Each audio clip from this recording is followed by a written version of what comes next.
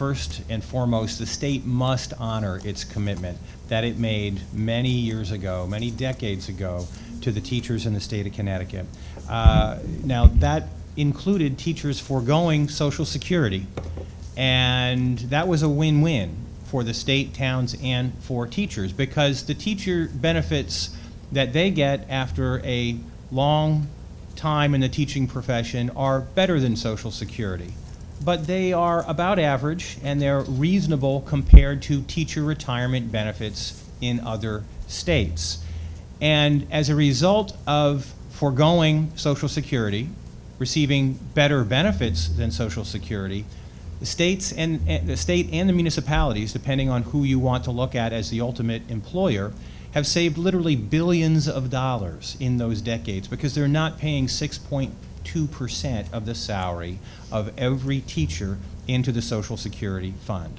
So this has worked to the advantage of the state, our towns, and to teachers.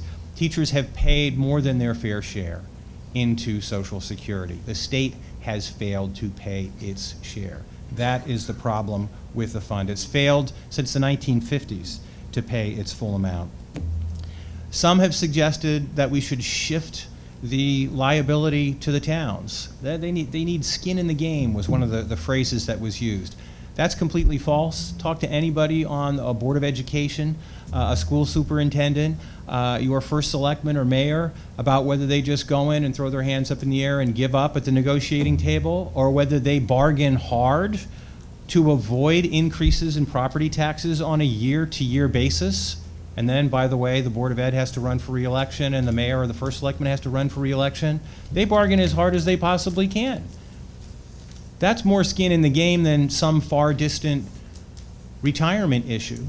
So municipalities have the skin in the game. What shifting the burden to the towns would do is would take away a more effective and efficient way of paying for teacher retirement, raising the dollars at the state level, as opposed to through the regressive property tax at the local level, which is unequal as all the towns, depending on their grand list, are unequal. That makes no sense at all.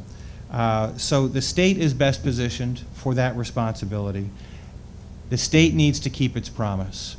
The best way going forward for those cliffs, we disagree with the Boston College study, which is based on a 5.5% rate of return, somewhere in there, and many say it should be 6.97% or thereabouts.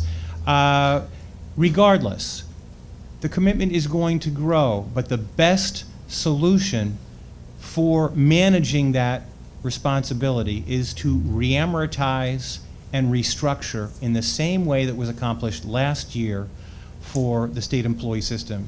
And you might want to go back to the Milstein presentation where they had lots of graphs and charts on this. Page 13 of that shows it going way up in a few years and then coming all the way back down. And so yes, there are cliffs ahead, but if you look, it breaks out the teacher retirement and the state employee retirement. And the state employee retirement factors in the reforms that were accomplished last year. It is a flat, straight line for as far as the eye can see.